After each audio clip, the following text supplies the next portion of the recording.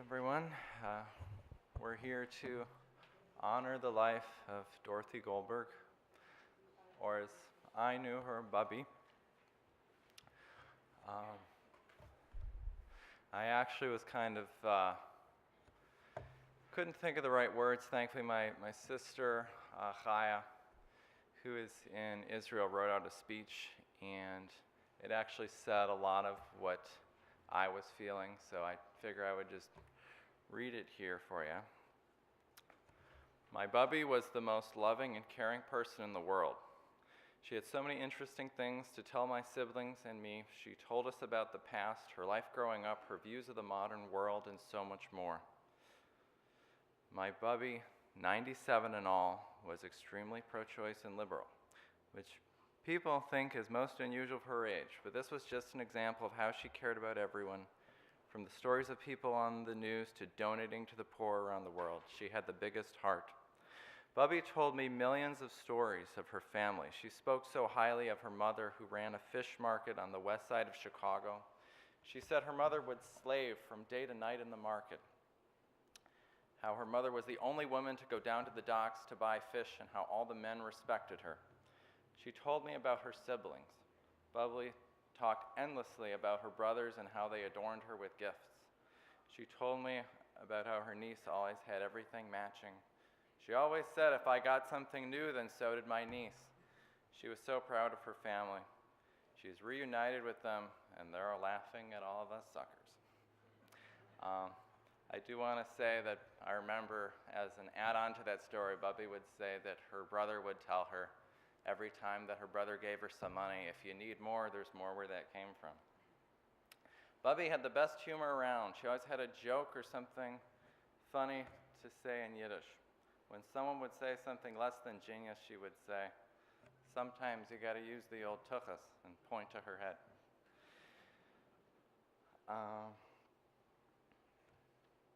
Okay, I talked to, hold on one second.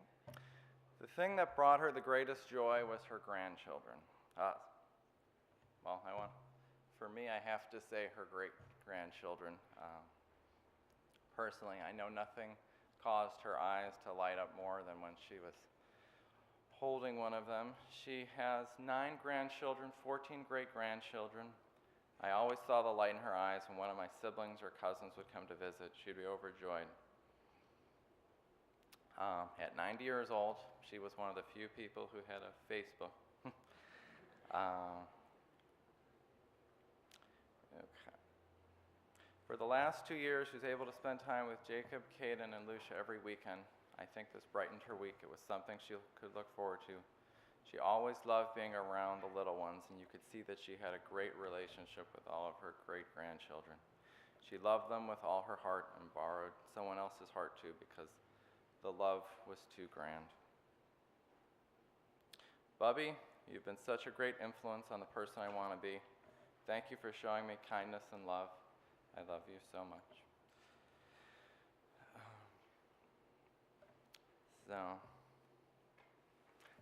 Obviously, I can't possibly summarize 97 years in any amount of time, but the one thing that stood out to me, the one thing that Bubby taught me was how to live well. When I looked at Bubby, I saw how to live a good life.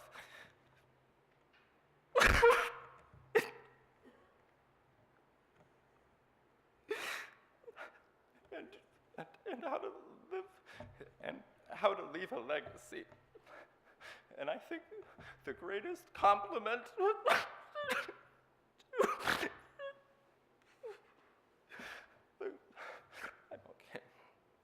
the greatest compliment that you can give to Bubby is all these people here, everyone that she left. Because I think we owe so much of what we are to everything that she gave us.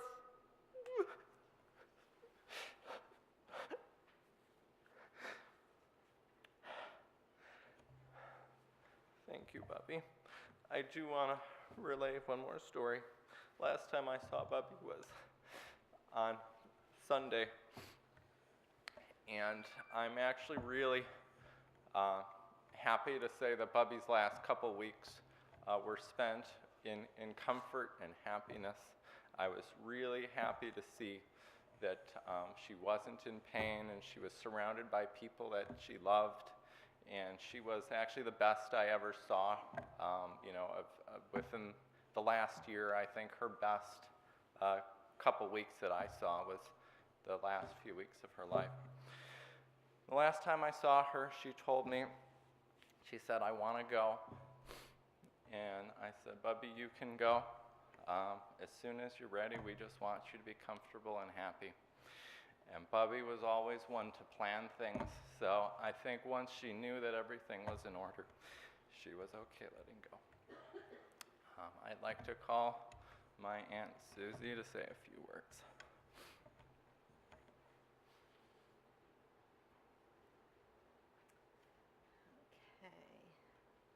Can you hear me?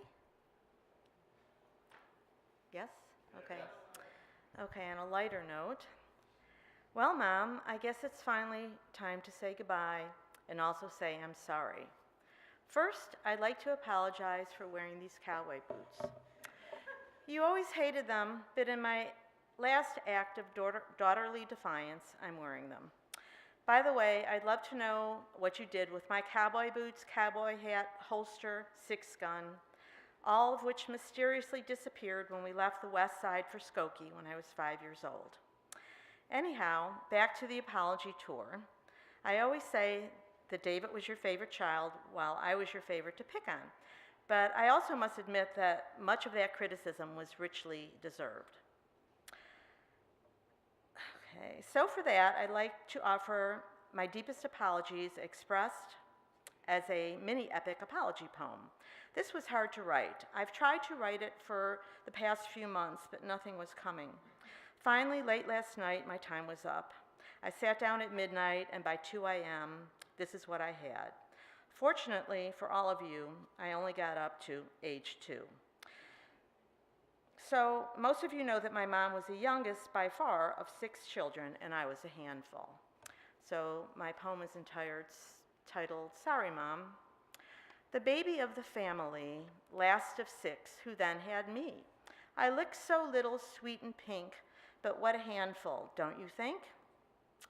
Into my crib me you would place, then I'd be gone without a trace. Crawled up and over wooden bars, ran to the window, gazed at stars. Dorothy, she's on the stairs. Caught again, but then who cares? I can skate down flights, all 3. Try and try, you won't catch me. I won't go on, you get the gist. My playful antics did persist into adulthood. And now it's late and I am tired. Apology is now inspired. So, Mom, I'm sorry.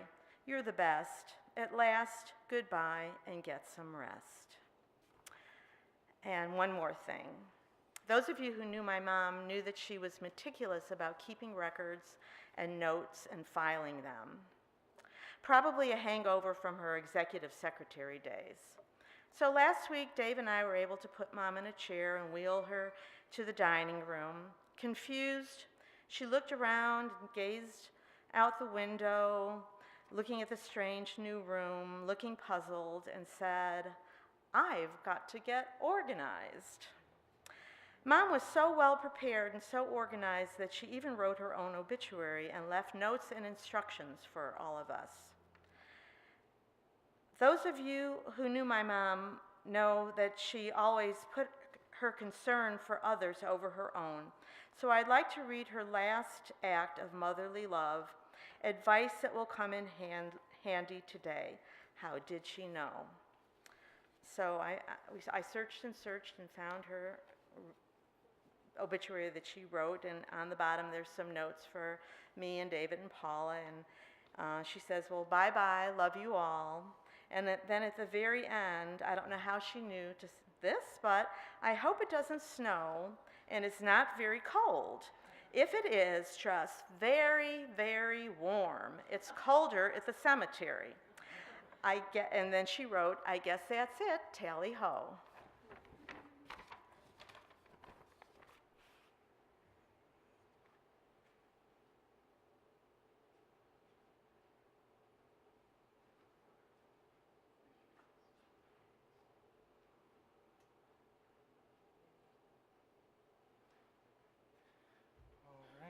Next is my uncle, David Goldberg. Say some words. Thank you, Izzy. My name's David. I'm Dorothy's son. And Susie, I know what happened to that 6 gun. Mom got tired of watching you beating me over the head with it, and it went right in the trash. And I think I still have permanent brain damage from those incidences. This kind of hit me suddenly, so I didn't really prepare any words. I did what I do best. I prepared a collage of photos, and my plan was to narrate as the photos went along, pausing and playing and pausing and playing, but the system doesn't accommodate that, so we're just going to play the photos and I'll just wing it from there. I consider myself very fortunate to have had my mom with me so long. So many of my friends lost their parents so early, so to have a mother who became my best friend was the most wonderful thing in the world. I'm fortunate in that I retired 6 months early, and I spent the whole summer taking care of my mom, and it was just wonderful. I'm also fortunate in that my wife Barbara is exactly like my mom, so I'm really not losing my mom. I still have my wife/mom. So that's a wonderful thing. I hope you experience that in your life.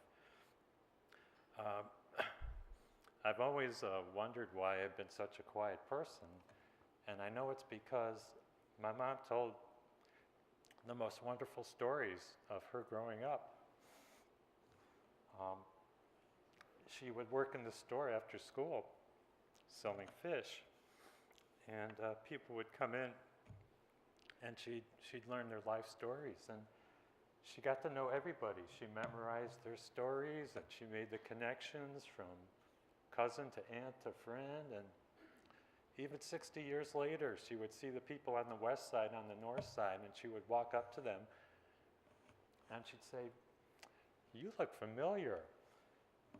And they'd exchange names, and they'd go, "Oh, I remember you from the west side. You used to come into the fish store."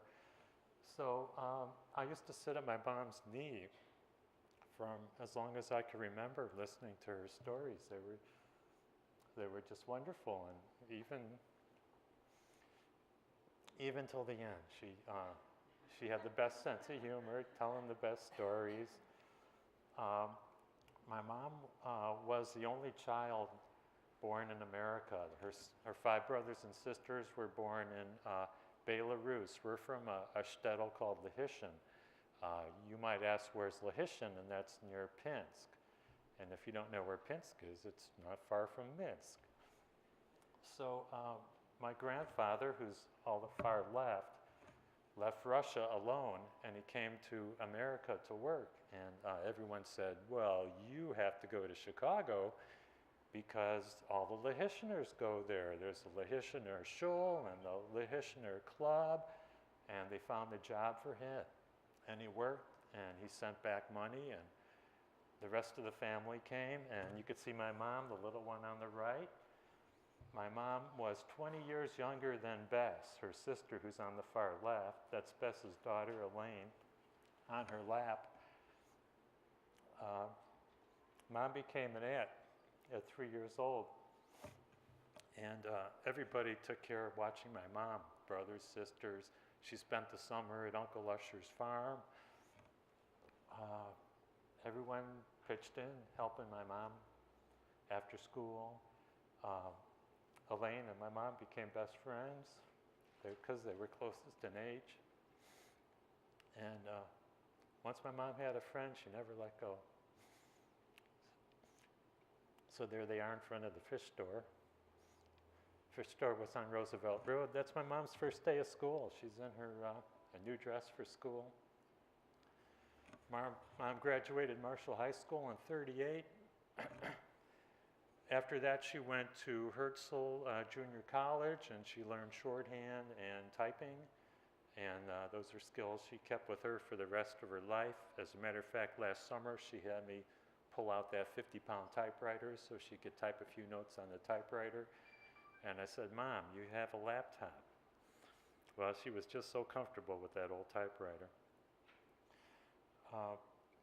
After junior high, Mom went to work for Helene Curtis. Helene Curtis was gearing up with the rest of the economy for making products for defense. People would ask her what she did, and she said, well, we're making turrets. And they'd go, what's a turret? So Mom had to learn, when she said we make turrets, she would go, we make turrets.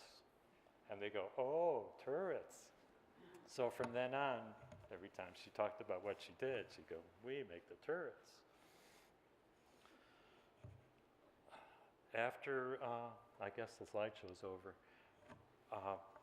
Mom loved working. I think she could have worked, if she was a contemporary woman, she would be working through to retirement. She loved the people. She loved having people around her, friends, family, co-workers. When she met my dad, got married, she stayed home to raise the family. I had pictures of us growing up. I moved to the suburbs. I had a picture of the house. At 55, we got the house in Skokie, and although she complained about the house, it's where she loved to be, and she wanted to be in the house to the last minute. And unfortunately, the last month we couldn't accommodate that, but she did make an improvement when she went to the nursing home, and I want to thank the hospice staff and the staff at the nursing home, CJE. They were just wonderful in her care, and I thank you all for turning out on a cold day like today to share our grief with us.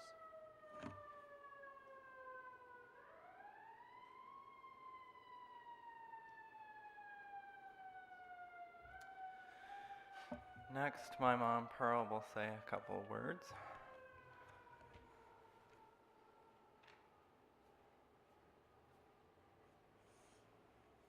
Usually in these situations, and last minute I could pull together and write all my thoughts, and it comes out really nicely. And for some reason, I was so famished. I was running around like a chicken without my head. I thought I knew what I was doing, and I just kept seeing that, oh no, I just don't know what I'm doing. And so I'm going to apologize. I just had the hardest time getting my mind into this place to talk about my mom. The one thing I'm happy about is I was very close to my mom, and throughout her life, I apologize profusely for anything I'd done wrong to her, and that was when I was with her before she was ready to leave the nursing home for her final resting place. Again, I just felt like I couldn't apologize enough. Everyone knows how much she was there for me, and I know she's there for me now. My mom was the last of a dying breed. She was very idle and refined. They don't make people like her anymore. I felt so blessed to have an older mother, older aunts and uncles, because I just felt like nobody can understand the quality of the people of that generation, and just how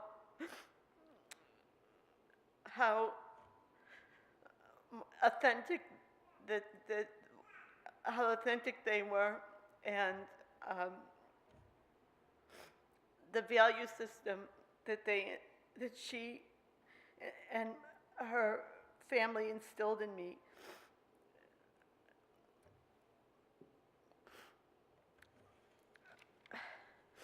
The last time when we were together, I saw that she was taking a real turn, and I was very concerned. And I was there with my daughter Hindle, and we were just sitting there quietly. And I was holding her hand. And I was cherishing those minutes so much because she had then it was like, I can't buy in this world what it felt like to just hold her hand. How soft, how wonderful it was just to hold her hand. And I felt like if I just wish I could keep this with me for the rest of my life. This feeling, this just to be able to do this. And I knew that I couldn't, and I knew it. And I had a little consolation that after I got the news, I went over to see her for the last time. And I was sitting there and I was saying my Tehillim for her and for me and for everyone. And I didn't know what to do. I didn't know that if I was to touch her, if I had to wash my hands. So I said my Tehillim first and this and that. And so afterwards I kissed her, I hugged her, and her head was cold, but when I took the covers off her to hold her hand, it was still warm. And I was grateful to God for that. I marveled at how beautiful she was at 97 and thought about how people much younger than her would love to be that beautiful. Mom, I thank you for everything that you've done for me and my children, my grandchildren, and everybody you came in contact with. I ask for your apology again, and I'm looking forward to communicating with you in a different way now. And I hope you'll come to visit me in my dreams. I know that you are with the people that you love in Shemaim, and I hope you're having a wonderful time, and I hope that it's a good place for you. Thank you all for coming.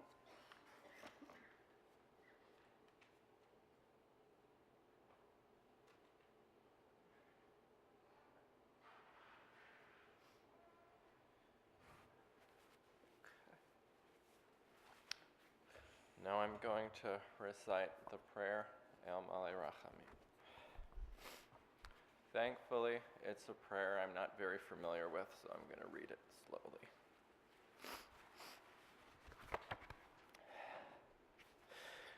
El Malei Rachamim, Shochin Bamramim, Hamitzei Menucha Nechona Al Kanfei Hashchina, Bimalas Kedoshim Uchaharim, Kezoyhar Harakia Mazhirin Es Nishmas Devora Itka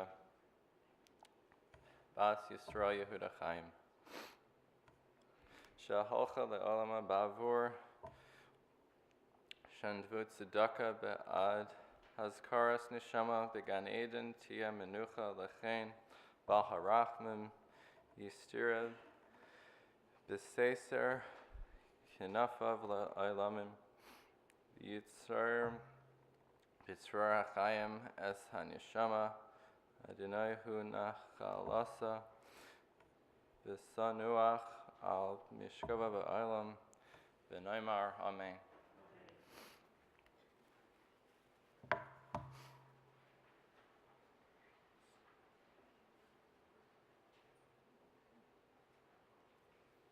The interment will take place at West Lawn Cemetery in Norwich.